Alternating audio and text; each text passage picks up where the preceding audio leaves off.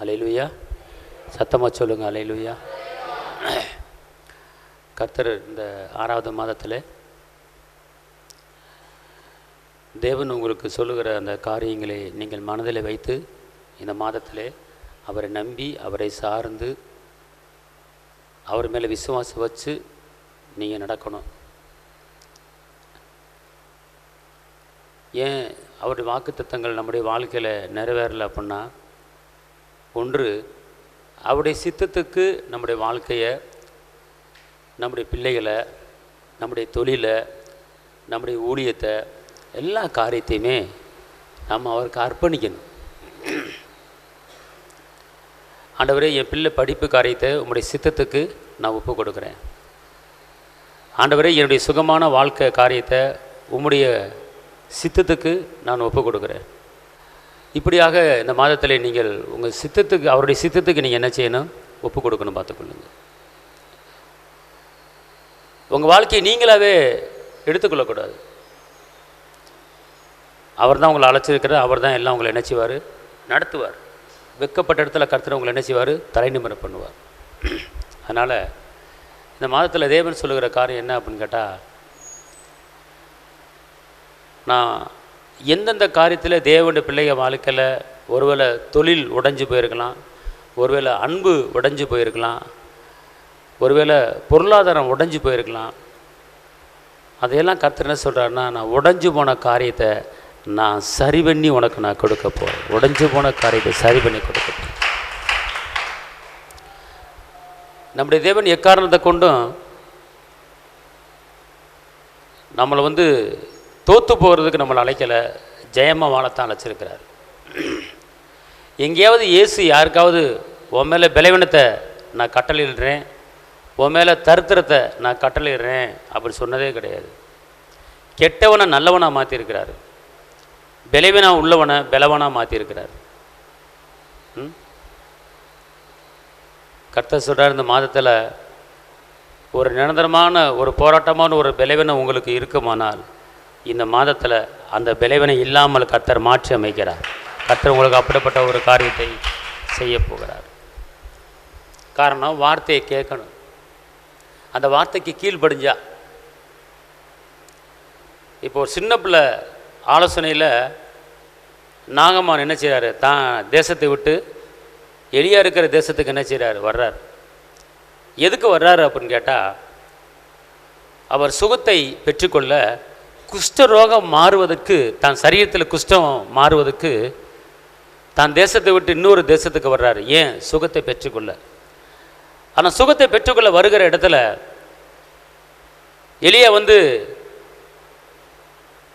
Elisha அவரை பார்த்து தொட்டு சுகம் ஆக்குவார், சரீரத்தை தொடுவார், தலையில் கையை வைப்பார், காலில் கையை வைப்பார், உடம்புல கையை வச்சு என் குஷ்டத்தை நீக்குவார் அப்படிங்கிற எண்ணத்தில் தான் அந்த நாகமான் குஷ்டரோகி படத்தலைவன் எலிசாவை தேடி வர்றாரு. ஆனால் எலிசா அவர் என்ன சொல்கிறாருன்னா, நீ போய் என்ன செய்யி, இந்த ஆற்றில் இந்த குளத்தில் என்ன செய்யி, 7 தடவை முங்கி எந்திரி அப்படின்னு ஆளுகிட்ட சொல்லி தான் அனுப்புகிறார். அந்த பட தளபதி என்ன செய்யலை பார்க்கல. அந்த ஊழியருக்கு எவ்வளோ பெரிய கெத்து பார்த்துக்கொள்ளுங்க. காரணம், அந்த நாகமான் அநேக பொருட்கள், பட்டாடைகள், சில நகைகள், சில பொருட்கள் காணிக்கையாக கொடுக்க வேண்டும் என்று சொல்லி நிறைய அள்ளிட்டு வந்திருந்தார் பார்த்துக்கொள்ளுங்க. அப்படிப்பட்ட ஒரு வசதியான ஒரு படத்தலைவன். ஆனால் தேவ மனிதன் போன உடனே அவரை பார்க்க கூட இல்லை. நீ சுகத்தை பெற்றுக்கொள்ள நீ இந்த இடத்துக்கு நீ வந்திருக்கிற, அதனால் இந்த இடத்துல நீ 7 தடவை முங்கி எந்திரி. எத்தனை தடவை? 7 தடவை. வேதத்தில் அநேக இடங்கள், அநேக காரியங்கள் 7 7 7ன்னு வருது. ஏன்னா தேவன் உலகத்தை படைச்சிட்டு 7ஆம் நாள் ஓய்ந்திருந்தார். 7ங்கிறது ஒரு பரிபூரணம். அந்த 7வது நாளில் பெரிய பெரிய காரியங்களை கர்த்தர் செய்திருக்கிறார். இந்த வார்த்தையை கேட்டவனா நாகமானுக்கு கோபம் வந்து விட்டது. நான் எங்கிருந்து வருகிற மனிதன், நான் எப்படிப்பட்ட ஒரு மனிதன், எவ்வளோ பெரிய நான் படைகளை நான் ஆளுகிறவன், எனக்கு கீழே எத்தனை இராணுவ துருப்புகள் இருக்கிறாங்க, அப்புறப்பட்ட நான் உன்னை தேடி வந்தால் என்னை நீ பார்க்க கூட இல்லாமல் நீ போய் இதில் போய் 7 தடவை முங்கி குளின்னு சொல்கிற, ஏன் எங்கள் நாட்டில் ஆறு இல்லையா, குளம் இல்லையா? அப்படி என்று அந்த பலவீனத்தின் மத்தியிலையும் வாக்குவாதம் பண்ணுறார். அந்த பலவீனத்தின் மத்தியிலையும் முறுமுறுக்கிறார். நான் முங்க மாட்டேன் அப்படின்னு அந்த எலிசாவுடைய வார்த்தைக்கு கீழ்ப்படியாமல், தேவ மனிதன் என்ன சொன்னாரோ அதை செய்ய வேண்டும், ஆனால் அதை செய்யாமல் கீழ்ப்படியாமல் ரதத்தை பூட்டி கொண்டு குதிரையில் ஏறி கிளம்ப கிளம்பிட்டார். ஆனால் அவனோடு வந்த ஒரு சேனையில் இருந்த ஒரு இராணுவ துருப்பு ஒருத்தன் நாகமான முன்னால் வந்து நிற்கிறான். எஜமானே, கொஞ்சம் பொறுமையாக இருங்க. அவர் என்ன சொல்லிட்டாரு? இந்த தண்ணீரில் 7 தரம் முங்கி எந்திரிக்க தானே சொன்னார், வேறு ஒன்றும் சொல்லலையே. இது ஒரு பெரிய காரியமாக ஒன்றும் தெரியல. நம்ம 7 தரம் முங்கி எந்திரிச்சு பார்ப்போமே, இது ஒரு பெரிய ஒரு காரியம் கிடையாதே, நீங்கள் செஞ்சு பாருங்களேன் அப்படி என்று ஒரு அறிவுரையை கூறுகிறான். ஒரு பெரிய ஒரு அதிகாரிக்கு, ஒரு படைத்தலைவனுக்கு சாதாரண ஒரு ஆள் அறிவுரை சொல்லும்போது அவன் மனம் கொஞ்சம் இறங்கினது, கோபம் தணிந்தது. பாருங்கள், அவன் சொன்னபடியே முங்கி எந்திரிக்கிறார். 6 தடவை முங்கி எந்திரிக்கிறாரு. அந்த குஷ்டம் உடம்புல அப்படியே இருந்துச்சு. ஆனால் எலிசா சொன்ன வார்த்தை கட்டுப்பட்டு 7வது தடவை முங்கி எந்திரிக்கும் போது அந்த தண்ணிக்குள்ளே அந்த குஷ்டங்கள் போய் அவன் சின்ன பிள்ளை உடம்பு போல அந்த சரீரம் என்ன செய்தது, மாறிவிட்டது. கைத்தட்டா பார்க்க நன்றி சொல்லு. அப்போ அந்த குஷ்டங்கிற அந்த பலவீனம் என்ன செஞ்சிச்சு, மாறுச்சு. ஒருவேளை அவன் வைராக்கியத்தை, கோபத்தை, பெருமையை, மேட்டின்மையை வைத்துக்கொண்டு அவன் போயிருந்தானா சுகம் அடைஞ்சிருக்க முடியாது. அவனுக்குள்ள பெருமை இருந்தது, வைராக்கியம் இருந்தது, மேட்டின்மை இருந்தது. நான் படைத்தலைவன், நான் ராஜா பக்கத்தில் நிற்கிறவேன், எனக்கு அதிகாரம் இருக்கிறது அப்படிங்கிறத மனதில் வைத்து அவன் கங்கணம் கட்டி கொண்டு எலிசாவுடைய வார்த்தைக்கு கீழ்ப்படியாமல் அவன் திரும்பி செல்ல புறப்பட்டு போனான். பெற வேண்டிய சுகத்தை பெறாமல் ஓட முயற்சித்தான். ஆனால் ஏதோ அவனுக்குள்ள இருக்கிற ஒரு நபர் சொல்லி அவன் இறங்கி வந்தான். இதே போல் நம்முடைய வாழ்க்கையில் வைராக்கியங்களும், பொறாமைகளும், பெருமைகளும், மேட்டின்மைகளும் நம்மகிட்ட என்ன செய்யக்கூடாது, இருக்கக்கூடாது. கர்த்தருடைய வார்த்தைக்கு மாத்திரம்தான் என்ன செய்யணும், கீழ்ப்படியணும். இந்த மாதத்தில் கர்த்தர் நமக்கு வாக்கு பண்ணியிருக்கிறார். சீரில்லாத காரியத்தை நான் சீர்படுத்த போகிறேன், கோணான காரியத்தை நான் செவ்வையாக்க போகிறேன், வெட்டாந்தரையில் நீரூற்றுகளை உண்டு பண்ண போகிறேன், அவாந்தர வெளியில் பாதைகளை நான் உங்களுக்கு போட்டு கொடுக்க போகிறேன். இப்படிப்பட்ட காரியத்தை நான் செய்யும்போது நீங்கள் என்ன செய்யுங்க, அதை ஏற்றுக்கொண்டு அது நடக்க போது, அது என் வாழ்க்கையில் பிரகாசிக்க போது, எந்தெந்த காரியம் கடந்த நாட்களில் கடந்த மாதத்தில் விழுந்து போச்சோ அதை திருப்பி எடுப்பித்து அதை கட்டி கொடுக்க போகிறேன், அதனால் நீ என் பக்கம் சார்ந்து விடு என்று ஆவியானவர் சொல்கிறார். நல்லா தெரிஞ்சுக்கொள்ளுங்க. ஒரு பெரிய 100 லிட்டர் பிடிக்கிற ஒரு அண்டால ஒரே ஒரு சொட்டு விஷம் விழுந்துட்டா போதும், அந்த அண்டா பால் ஃபுல்லாக என்ன செஞ்சிருது, கெட்டு போய் விடுகிறது. அதே போல் தான் தேவன் ஒரு பெருத்த ஆசீர்வாதத்தை நம்மளுக்கு வச்சிருக்கிறாரு. ஆனால் ஒரு சொட்டு விஷமாகிய ஒரு அவிவிசுவாசமான ஒரு வார்த்தையை நம்ம பேசுகிறோமோ அப்போது அது எல்லாமே கெட்டு போயிடும். அதனால் தாவீது சொல்கிறார், என் வாய் மீறாதபடி நான் தீர்மானம் பண்ணினேன் அப்படிங்கிறாரு தாவீது. அதனால் உங்கள் வாய் திறந்தா கர்த்தரை துதிக்க மட்டும்தான் வாயை திறக்கணும். உங்கள் வாய் திறந்தா நன்மையானவைகளே பேசுவதுக்கு மாத்திரம்தான் வாயை திறக்கணும். உங்கள் வாயை திறந்தீங்கன்னா வேதத்தை படிப்பதுக்கு மாத்திரம்தான் உங்கள் வாய் திறக்கப்பட வேண்டும். உங்கள் வாய் திறந்தா 4 பேத்துக்கு நல்லது செய்ய தான் உங்கள் வாய் திறக்கப்பட வேண்டும். உங்க வாய் திறந்தா 4 பேத்துக்கு ஆறுதல் சொல்லத்தான் உங்க வாய் திறக்கப்பட வேண்டும். உங்க வாய் திறந்தா 4 பேத்துக்கு ஆலோசனை கொடுக்கத்தான் உங்க வாய் திறக்கப்பட வேண்டும். மற்றபடி அடுத்தவர்கள் மனதை புண்படுத்தும்படியான வாய் திறக்கக்கூடாது. நம்ம மூலமா அடுத்தவர்கள் வேதனைப்படும்படியான வார்த்தைகளை நம்ம வாயில பேசக்கூடாது. அப்படி பேசும்போது நமக்கு வரக்கூடிய ஆசீர்வாதங்கள் தடைபட்டு விடும். அதனால தாவீது தீர்மானம் பண்ணினார், என் வாய் மீறாது என்று. அதே போல நம்மளும் ஒரு தீர்மானம் பண்ணணும். அவிவிசுவாசமான வார்த்தைகளுக்கு, அவிவிசுவாசமான எண்ணங்களுக்கு, அவிவிசுவாசமான நினைவுகளுக்கு, அவிவிசுவாசமான சிந்தனைகளுக்கு நாம் இடம் கொடுக்க கூடாது. உங்க எண்ணத்திலே உங்க நினைவிலே வராது போல தெரியுது அப்படி நீங்க நினைச்சிடாதீங்க. உங்க நினைவிலே உங்க சிந்தையிலே எனக்கு கிடைக்காத போல தெரியுது அப்படி நீங்க நினைச்சிடாதீங்க. காரணம், வசனத்துக்கு கீழ்ப்படிங்க, வசனத்துக்கு கட்டுப்படுங்க. வசனம் என்ன சொல்லுகிறது? கடைசியாக சகோதரரே, அன்பு உள்ளவைகள் எவைகளோ, புண்ணியம் எதுவோ, புகழ் எதுவோ, ஆசீர்வாதம் எதுவோ, அதையே நீங்கள் என்ன செய்யுங்க, சிந்தித்துக் கொண்டிருங்கள் என்று பிலிப்பியர் 4:8 சொல்லப்பட்டிருக்கிறது.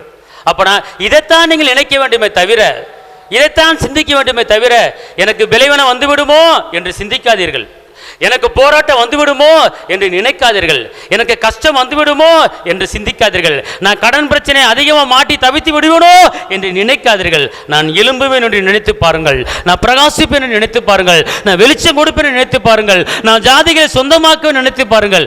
நான் கீழே விழமாட்டேன், நான் எழும்புவேன் என்று உங்க சிந்தையிலே, உங்க எண்ணத்திலே, உங்க நினைவிலே, உங்க பேச்சிலே நீங்கள் நினைத்து கொண்டு நீங்கள் படுத்துக்கொண்டு நித்திரை செய்யும் போது எப்ப பார்த்தாலும் வாழ்க்கையில் முன்னேற போறேன், வாழ்க்கையில் உயர போறேன், மலை மேல இருக்கிற பட்டணம் போல நான் உயர போறேன், அநேக ஜாதிகள் ஆள போறேன், அநேக ஜாதிகளுக்கு கடன் கொடுக்க போறேன், வெளிச்சத்துல ராஜாக்கள் வர போறாங்க, என் ஒளியில ஜாதிகள் கடந்து வர போறாங்க, என் குடும்பம் கொளுத்த கன்றுகளை போல வளர போது, நான் பிள்ளைகளின் சமானத்தை பார்க்க போகிறேன், இஸ்ரவேல் மக்கள் மத்தியில் நடந்த அற்புதங்கள் அடையாளங்களும் என் வாழ்க்கையில், என் பிள்ளைகள் வாழ்க்கையில் நடக்க போகுது, அதுதான் நான் எழும்புகிற ஒரு காரியம் என்று நீங்கள் நினைத்து பேசி சிந்தித்து பாருங்கள். நீங்கள் நினைத்தபடியே, நீங்கள் சிந்தித்தபடியே, நீங்கள் பேசினபடியே உங்க வாழ்க்கையில கர்த்தர் இந்த மாதத்திலே உங்களுக்கு அவர் செய்ய போறார். கைத்தட்டி அப்பாவுக்கு நன்றி சொல்லுங்க.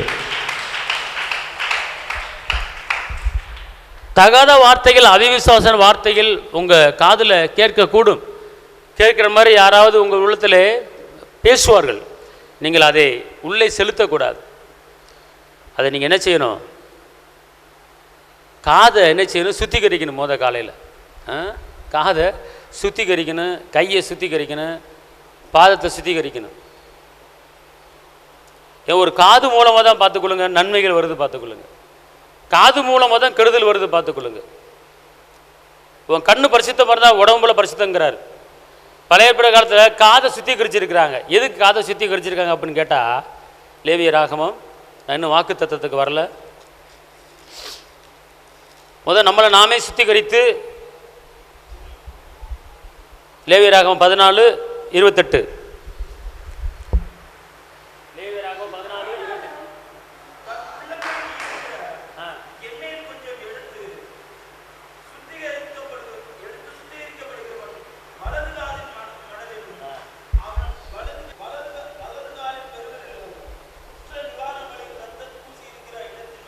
இப்போ என்ன சொல்லப்பட்டிருக்கு இங்கே பாருங்க, 26ஆம் வசனம், அந்த எண்ணெயிலே கொஞ்சம் எடுத்து இடதுகையில் வார்த்து. அப்படின்னா ஒரு எண்ணெயை எடுத்து பரிசுத்தப்படுத்தி அதை இயேசுவின் இரத்தமாக மாற்றி என்ன செய்றாங்களாம்? தகப்பனே, வசனம் சொல்லுது, சுத்திகரிக்கப்படுகிறவன், தூய்மையாக்கப்படுகிறவன், பரிசுத்தமாக்கப்படுகிறவன் தன் வலது காதின் மடலிலும் வலது கையின் பெருவிரலிலும் வலது காலின் பெருவிரலிலும் தடவி அப்படின்னு இருக்கு.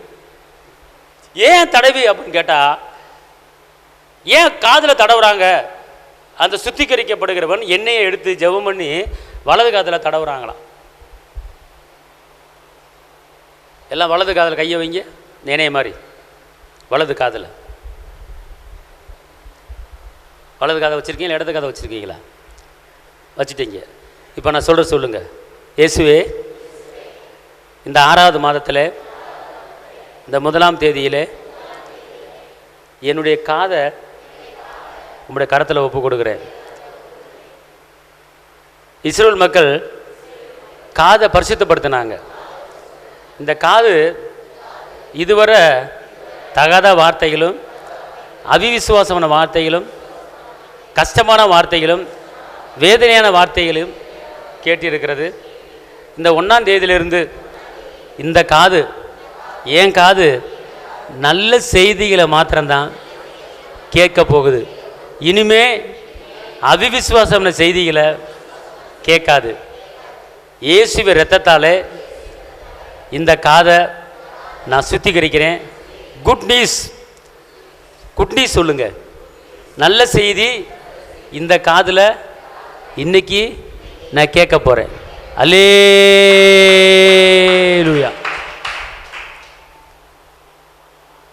காதை சுத்திகரிக்கும் போது நல்ல செய்தி உங்களை தேடி வரும்.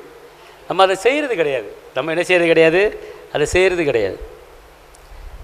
நல்ல செய்தி உங்களுக்கு வரப்போகுது. இந்த காது வந்து கண்டது கண்டதெல்லாம் கேட்டு உனக்கு வராது, உனக்கு கிடைக்காது, உன்னை இப்படி சொல்லிவிட்டான், உன்னை அப்படி சொல்லிவிட்டான், நீ என்னத்தை போகிற, அப்படி போகிற, இப்படி போகிற, அவன் இப்படி சொல்கிறான், அப்படி சொல்கிறான், இப்படியே கேட்டு கேட்டு வீட்டில் வந்து அவன் என்ன இப்படி சொல்கிறா அப்படின்னு சொல்லி ஒப்பாரி வச்சு காலமெல்லாம் போய் உனக்கு கிடைக்காது அவன் சொல்லிட்டான், உனக்கு வராதுன்னு சொல்லிட்டான், அப்படி காரியெல்லாம் கேட்டு கேட்டு கேட்டு வீட்டில் வந்து ஒப்பாரி வச்சு புலம்பி சோறாக்காம சாப்பிடாம ஏன் இப்படி உம்முன்னு உட்காந்துருக்க, அவன் என்னை இப்படி சொல்லிவிட்டான், எப்போ சொன்னா, இப்போ தான் சொன்னா, இப்படிப்பட்ட காரியத்தெல்லாம் கேட்டு கேட்டு கேட்டு மன சஞ்சலப்பட்ட காலங்கள் போய் இனிமே உங்கள் காதை சுத்திகரிச்சிட்டீங்க. இனிமே நல்ல செய்தி மாத்திரம்தான் உங்கள் காதில் என்ன செய்ய போகுது, வரப்போகுது. அல்லேலூயா, அல்லேலூயா. எல்லாம் இப்படி வைங்க. தகப்பனே, லேவியராகமம் 14:28 சொல்லப்பட்டபடி இந்த வலதுகை பெருவரில் உம்முடைய கரத்தில் கொடுக்குறேன். இது நன்மையான காரியங்களை மாத்திரம்தான் செய்யும்படி இந்த கையை நான் சுத்திகரிக்கிறேன். இனிமே தேவையில்லாத மொட்டை பெட்டிஷன் போடுவதற்கும், கையை நீட்டி குற்றப்படுத்துவதற்கும், தேவையில்லாம அடிப்பதற்கும், தேவையில்லாம இப்படி செய்வதற்கும் இந்த கை இனிமேல் பயன்படாது. நன்மையான காரியங்களை மாத்திரம் செய்ய இந்த பெருவிரலை இயேசுவின் இரத்தத்தாலே நான் சுத்தி கரிக்கிறேன். கையை தட்டி அப்பாக்கு நன்றி சொல்லுங்க. இந்த மாதம் ஒரு புதிய மாதம். அல்லேலூயா. அடுத்து என்ன போட்டிருக்குன்னா, அடுத்து எதை சுத்திகரிக்கணும் போட்டிருக்கு? எல்லாம் வலது கால் பெருவரில் கையை வைங்க பார்ப்போம். வலது கால் பெருவரில் கையை வைங்க. என்னடா புதுவிதமாக இருக்குது இந்த 6வது மாதம், ஏதோ ஒரு 4 வாக்குத்தத்தை சொல்லுவார், ஜெபிச்சுட்டு டீயை குடிச்சிட்டு போகலான்னு பார்த்தா கையை வையுங்கிறாரு, காலை வையுங்கிறாரு. இதில் ஒரு பெரிய மாற்றம் உங்களுக்கு உண்டாக போகுது. அல்லேலூயா. இப்போ சொல்லுங்கள், இயேசுவே, இதுவரை என் காலு தகாத இடத்துக்கு, பிராந்தி கடைக்கு, குற்றப்படுத்துவதுக்கு, குறை சொல்லுவதுக்கு, புரணி பேசுவதுக்கு, கிளவி பேச்சு பேசுவதுக்கு, என் வீட்டில் இருந்து 4வது வீட்டில் போய் உட்காந்து மணிக்கணக்காக பேசிவிட்டு அதுக்கப்புறம் என் காலு வீட்டுக்கு வந்துச்சு. அந்த கிளவி பேச்சை கேட்டு இங்கே வந்து என் வீட்டில் பல சட்டி பானை உருண்டுச்சு. தகப்பனே, இனிமேல் அப்புறப்பட்ட இடத்துக்கு என் வலது காலு ஸ்டெப் எடுத்து வைக்காது. அதனால் என் வலது கால் பெருவரில் இயேசுவின் இரத்தத்தால் நான் சுத்திகரிக்கிறேன். வேண்டாத இடங்கள், தகாத இடங்கள், பரியாசக்கார இடங்கள், புரணி பேசுகிற இடங்கள், குற்றப்படுத்துகிற இடங்கள், கிளவி பேச்சு பேசுகிற இடங்கள், எல்லா இடத்துக்கும் இனிமேல் இந்த காலு போகாத அளவுக்கு, அப்படியே நான் போனாலும், அப்படியே ஒரு ஸ்டெப்பு நான் எடுத்து வச்சாலும் இயேசுவின் இரத்தம் தடுத்து நிப்பாட்டும். இயேசுவின் இரத்தத்தால் என் காலை நான் சுத்திகரிக்கிறேன். கையை தட்டாப்பாங்க நன்றி சொல்லுங்க. நம்ம உடம்புல கண்ணு முக்கியம், காது முக்கியம், கால் முக்கியம். இப்போ உங்களுக்கு ஒரு செய்தி வருது, அம்மா உங்களுக்கு வர வேண்டிய 2 லட்சம் வந்துருச்சுமா அப்படிங்கிறீங்க. உனக்கு வர வேண்டிய 2 லட்சம் வராது. இந்த மாதம் வந்து 2 லட்சத்துக்கு 4 லட்சம் வட்டி கட்டணும். அவ்வளோதான், சோழி முடிஞ்சு. அப்போ எல்லாமே காதில் தான் வருது, பார்த்துக்கொள்ளுங்க. அதனால் இன்னிலிருந்து உங்கள் காதில் நல்லா திறந்து வைங்க. ஆண்டவரே, நான் வீட்டுக்கு போகணுன்னு நல்ல செய்தி வரணும், வரக்கூடாத பணம் வரணும், வேலை கிடச்சி போச்சு, ப்ரொமோஷன் வந்துருச்சு, உங்கள் பிள்ளை நல்லா படிக்கிறான், உங்கள் பிள்ளைக்கு நான் பீஸா கட்டுறேன், உங்கள் பிள்ளைகள் தேவையில் சந்திக்கப்பட போகுது, திடீர்னு ஒரு ஃபோன் கால் வருது, இந்த வருஷம் உங்கள் பிள்ளைய காலேஜில் சேர்த்துட்டீங்களா? சேர்த்துட்டேன். எவ்வளவு பீஸு? 8000. அந்த 8000 நான் கட்டிக்கிறேன், நீங்கள் கவலைப்படாதீங்க. அப்போ நல்ல செய்தி உங்கள் காதில் என்ன செய்ய போகுது? வரப்போகுது. கையெதை காப்பாக்க நன்றி சொல்லுங்கள்.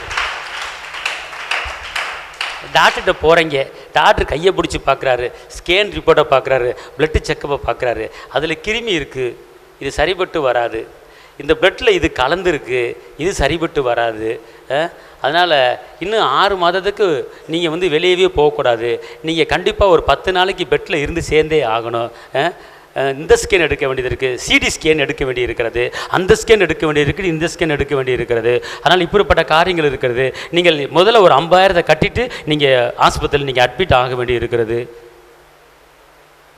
இப்படிப்பட்ட செய்தியெல்லாம் இனிமேல் நீங்கள் கேட்க மாட்டீங்க. அல்லேலூயா சொல்லுங்கள். இப்படிப்பட்ட செய்தியெல்லாம் நான் கேட்க மாட்டேன். பார்த்துட்டு ஸ்கேனில் ஒன்றுமே கிடையாது, உடம்புல ஒன்றுமே கிடையாது, யூரினில் ஒன்றுமே கிடையாது, பிளட்டில் ஒன்றுமே கிடையாது, சகல பரிபூர்ணமும் உங்கள் உடம்புல இருக்குது, உங்கள் உடம்புல எந்த கம்ப்ளைண்ட்டும் கிடையாது, நீங்கள் பீஸே கட்ட வேணாம், நீங்கள் இடத்த காலி பண்ணி போங்க. அப்படிப்பட்ட செய்திகளை கையா தட்டு. அப்படிப்பட்ட காரியத்தை கேட்கு. அல்லேலூயா சொல்லுங்கள். இப்படிப்பட்ட காரியத்தை தான் என் சரீரத்து மேலே ஆண்டவர் வச்சிருக்கிறார். அல்லேலூயா சொல்லுங்கள். அல்லேலூயா. கவனம் கவனம். ஒரு சொட்டு விஷத்தை உள்ளே இறக்கிறாதீங்க. அப்புறம் என்ன அர்த்தம்னா, ஒரு சொட்டு அவிவிசுவாசமான வார்த்தையை உள்ளத்தில் இறக்கியிருக்கிறாங்க. இப்போ நீங்கள் 40 நாள் உபவாசம் இருந்து ஜெபிச்சிருக்கலாம், சரிங்களா? 100 நாள் இடைவிடாமல் தொடர்ந்து செயின் பிரேயர் வச்சு நீங்கள் ஜெபிச்சிருக்கலாம், சரிங்களா? அப்புறம் 100 நாள் ஆராதிச்சிருக்கலாம். இப்படி பல காரியத்தை நீங்கள் செஞ்சுருக்கலாம்.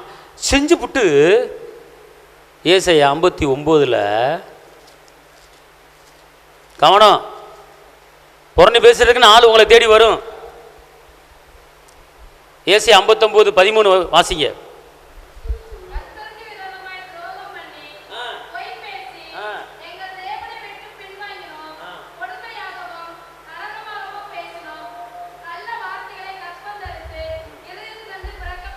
இங்க பாருங்க என்ன போட்டிருக்கனா, கொடுமையாகவும்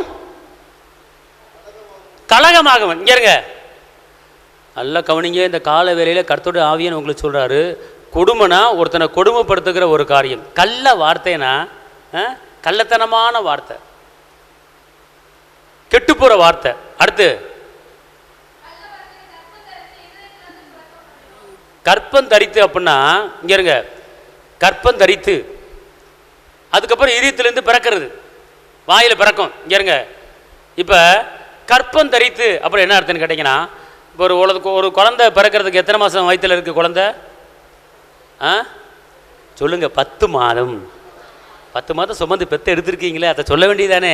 சொல்லுங்கள். 10 மாதம் குழந்தை உள்ளேயே இருக்குது, குழந்தை உள்ளேயே இருக்குது. அதுக்கு பேர் கற்பம் தரித்து, சரிங்களா? இப்போ நீங்கள்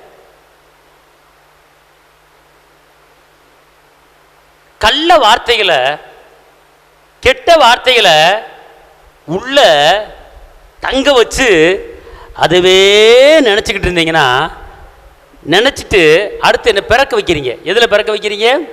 வாயில்.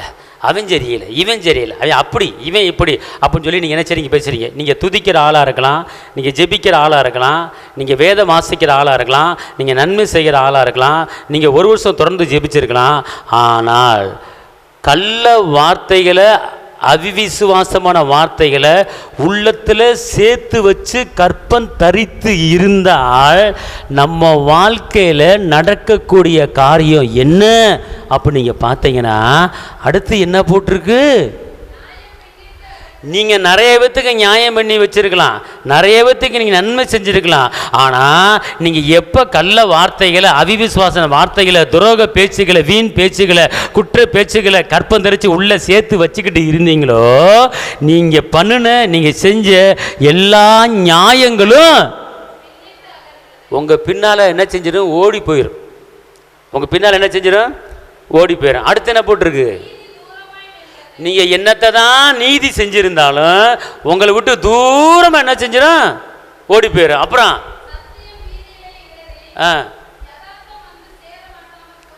சத்தியத்தை நீங்கள் அறிஞ்சிருக்கலாம், சத்தியத்தை கற்றுக்கொண்டிருக்கலாம், வசனத்தை பேசியிருக்கலாம், வசனத்தை நினைச்சிருக்கலாம், வசனத்தை படி தியானம் பண்ணியிருக்கலாம்.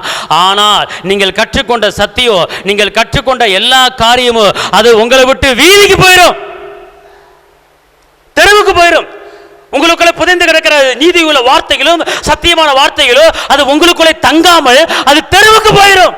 எப்ப தெருவுக்கு போகும் அப்ப நீங்க கேட்டீங்கன்னா, நீங்க கள்ள வார்த்தைகளை எப்ப கற்பம் தரிக்கிறீங்களோ, தேவனுக்கு விரோதமான அவிவிசுவாசமான வார்த்தைகளை எப்போ உள்ளத்தில் நீங்க வைக்கிறீங்களோ அந்த நேரத்தில் பார்த்துக்கொள்ளுங்க, நாம் கற்றுக்கொண்ட காரியங்கள், நல்லொழுக்கமான காரியங்கள், நீதியான காரியங்கள், ஒழுக்கமான காரியங்கள், கற்பனையான காரியங்கள், கட்டளையான காரியங்கள், கீழ்ப்படியான காரியங்கள் நம்ம உள்ளத்தில் இருக்கும்போது, இந்த கள்ள வார்த்தை உள்ளத்தில் தங்க வைக்கும் போது, இந்த அவிவிசுவாசமான வார்த்தைகளை உள்ளத்தில் தங்க வைக்கும் போது, இந்த உலகப்பரமான காரியங்களை உள்ளத்தில் தங்க வைக்கும் போது, இந்த காரியங்கள் தங்கியிருந்த இந்த நியாயமான வசனமான காரியங்கள் அது நம்மளை விட்டு வெளியே அது ரோட்டுக்கு போயிடும்.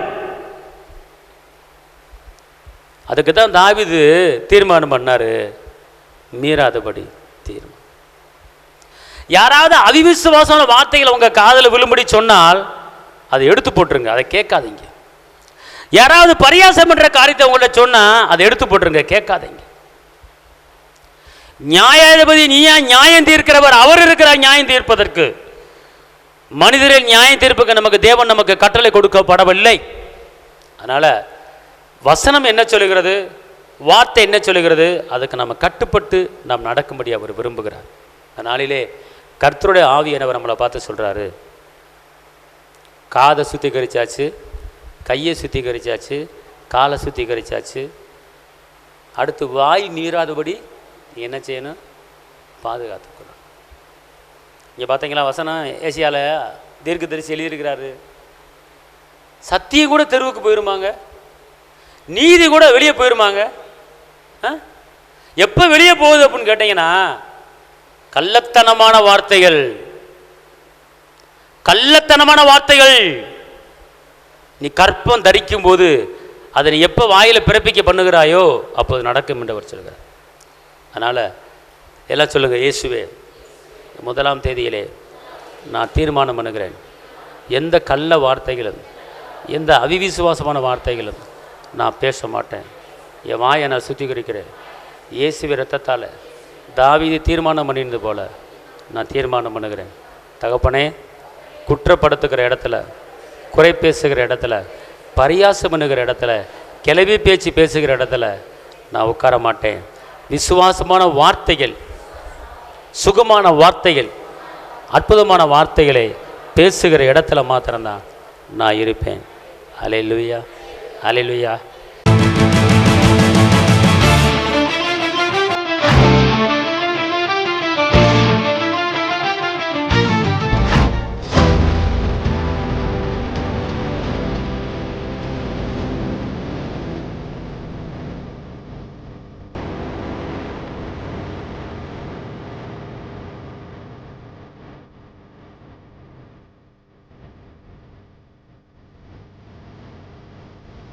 உங்கள் வாழ்க்கையில் போராட்டமா, கண்ணீரா, வேதனையா? இயேசு உங்களுக்கு அற்புதம் செய்வார். எங்களோடு இணைந்து கர்த்தரை ஆராதிக்க உங்களை அன்புடன் அழைக்கிறோம். எங்கள் முகவரி போதகர் சி. ஜீவா, திரியேக தேவ எழுப்புதல் ஆலயம், RS நகர், அல்லம்பட்டி, விருதுநகர்.